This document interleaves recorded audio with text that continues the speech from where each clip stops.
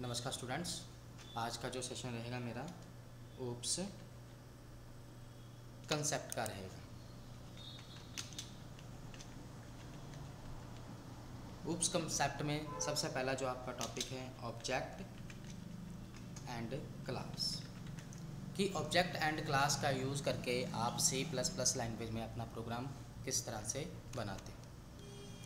इनका यूज़ करके आप अपना प्रोग्राम C++ में बनाओ।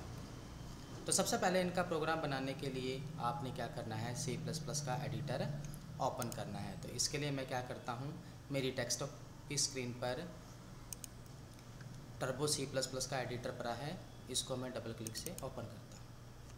मैंने इसका एडिटर ओपन किया तो नई फाइल बनाने के लिए मैं फाइल मेन्यू पे जाता हूँ और न्यू पर क्लिक करता हूँ।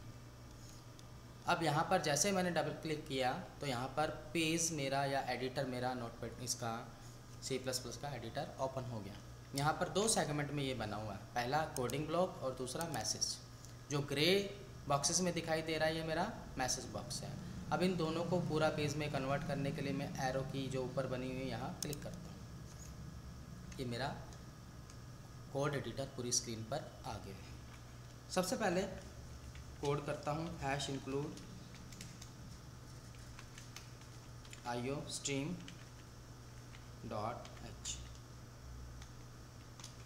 उसके बाद #include conio.h। ये अब क्लास बनाता हूँ मैं। सबसे पहले क्लास मेरा एक कीवर्ड है।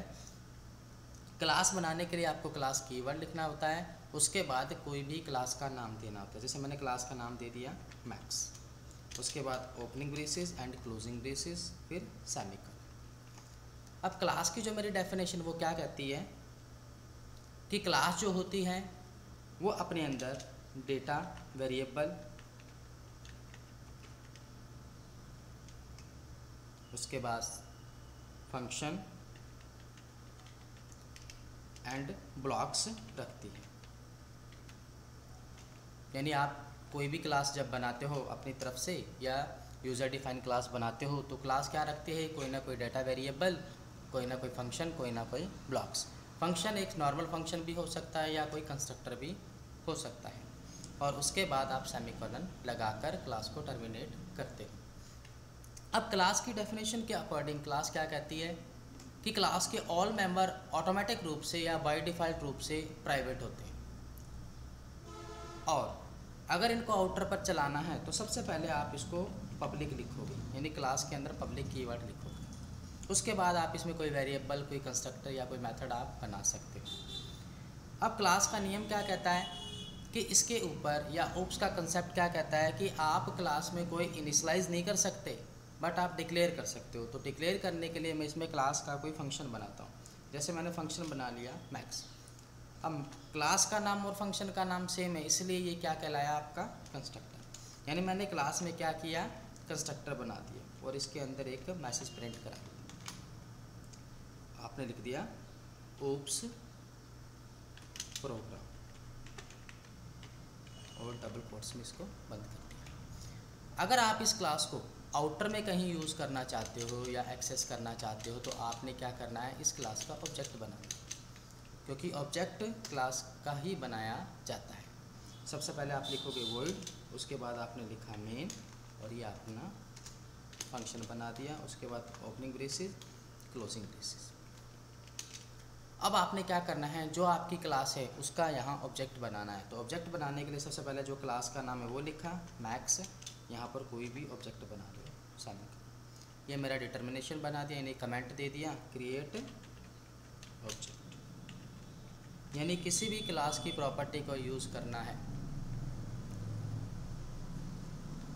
अगर आप किसी भी क्लास कोई प्रॉपर्टी को यूज़ करना चाहते हो तो आप क्या करोगे, उस क्लास का ऑब्जेक्ट बनाओगे। या आपने क्लास का ऑब्जेक्ट बना दिया। अब आपने क्या करना है, गेट ch लगाना है। गेट ch लगा के आप अपने प्रोग्राम को कंपाइल करते हो या उसके बाद रन करते हो। अब इस क्लास में जितने भी रिजर्व हैं उनका कलर वाइट आया हुआ है, जो फंक्शंस हैं उनका कलर ग्रीन आया हुआ है, जो सिंबल्स हैं उनका कलर यहाँ येलो आया हुआ है। तो सबसे पहले प्रोग्राम को कंपाइल कराने के लिए आपने कंपाइल बटन पे गए और ये कंपाइल करा दिया। कंपाइल में आंसर आया सक्सेसफुल, यानी आपका प्रोग्राम सही कंपाइल हो गया। उसके बाद आप रन करवाते हो तो यहाँ पर रन आपने प्रोग्राम करवा दिया। रन करवाते ही आपका रिजल्ट आया ऊप्स प्रोग्राम।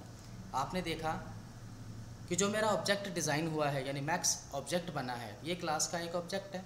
ऑब्जेक्ट बनाते ही कंस्ट्रक्टर अपने आप कॉल हो गया, यानी इसके अंदर बना हुआ फंक्शन जो कि एक कंस्ट्रक्टर टाइप फंक्शन है वो अपने आप कॉल हो गया। तो इस तरह से आप किसी भी क्लास को ऑब्जेक्ट के थ्रू ऑपरेट कर सकते हो।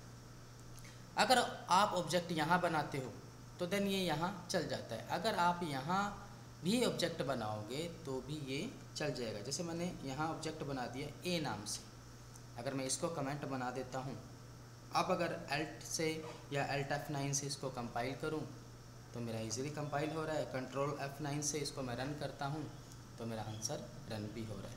यहाँ पर जो बार बार यानी एक डबल लिखा जो आ रहा है वो मैंने सी आउट फंक्शन यूज़ नहीं किया, यानी क्लियर स्क्रीन नहीं लगाया, तो मैं यहाँ क्लियर स्क्रीन फंक्शन लगाता हूँ। अब मैं इसको दोबारा रन करता हूँ Alt F9 से और कंट्रोल F9 से कंपाइल करता हूँ तो रिज़ल्ट मेरा जो भी है वो आ रहा है। अब यहाँ जो मेरा ऑब्जेक्ट है, मैं ऑब्जेक्ट मेन फंक्शन के अंदर भी बना सकता हूँ और क्लास के साथ भी बना सकता हूँ। दोनों ही प्रॉपर्टी से आप ऑब्जेक्ट को डिफाइन कर सकते हैं।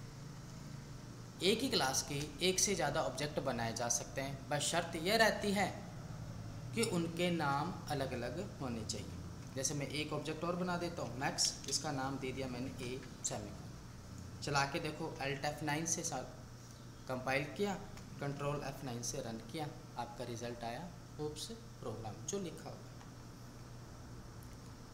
तो इस तरह से आप अपना प्रोग्राम यहाँ पर चला सकते हैं। यहाँ मेरा क्लियर स्क्रीन मैंने ऊपर लिखा है, अगर मैं इसको यहाँ से उठा के मैक्स के बाद लिखता हूँ तो प्रीवियस स्क्रीन उसके बाद मेरी इरेज दिखाई देगी। वापस मैंने इसको रन किया, ये मेरा रन हो गया, ठीक है। और ये मैं इसको कंपाइल करता हूँ।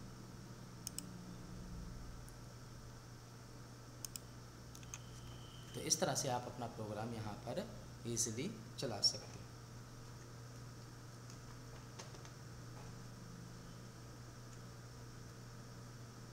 ठीक है, ये क्लियर स्क्रीन अगर मैं यहाँ से हटा के वापस यहीं लिख देता हूँ तो जो भी रिज़ल्ट होगा आपको यहाँ पर दिखाई देगा।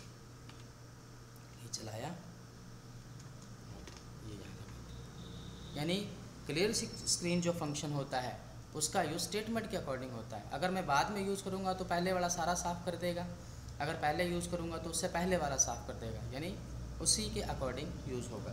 अब यहाँ आपने एक देखा होगा कि मेरा जो ऊप्स प्रोग्राम लिखा आ रहा है वो इकट्ठा आ रहा है। मैं सोचता हूँ इसको नई लाइन में लाएँ, तो यहाँ आप क्या करोगे, जहाँ सी आउट लगा है वहाँ एक स्टेटमेंट लगाइए, शिफ्ट ऑपरेटर लगाए और एंड एल लिख दिया। अब इसको दोबारा रन करो, यानी पहले Alt F9 से कंपाइल किया, फिर कंट्रोल F9 से आपने रिज़ल्ट देखा दैट ये अलग अलग लाइन में आ गया। यानी आप जब भी प्रोग्राम को चेंजेस करते हो तो पहले कंपाइल करना होगा, फिर उसके बाद आप उसको रन करते हो। यहाँ पर एक ही क्लास के एक से ज़्यादा ऑब्जेक्ट बनाए जा सकते हैं, पर जो उनके नाम हैं वो डिफरेंट होने चाहिए। यहाँ एंडल जो स्टेटमेंट यूज़ किया गया है, इस स्टेटमेंट का यूज़ नई लाइन के लिए किया गया है। तो इस तरह से ऊप्स कंसेप्ट में आप क्लास और ऑब्जेक्ट का यूज़ करके अपना प्रोग्राम बनाते हैं।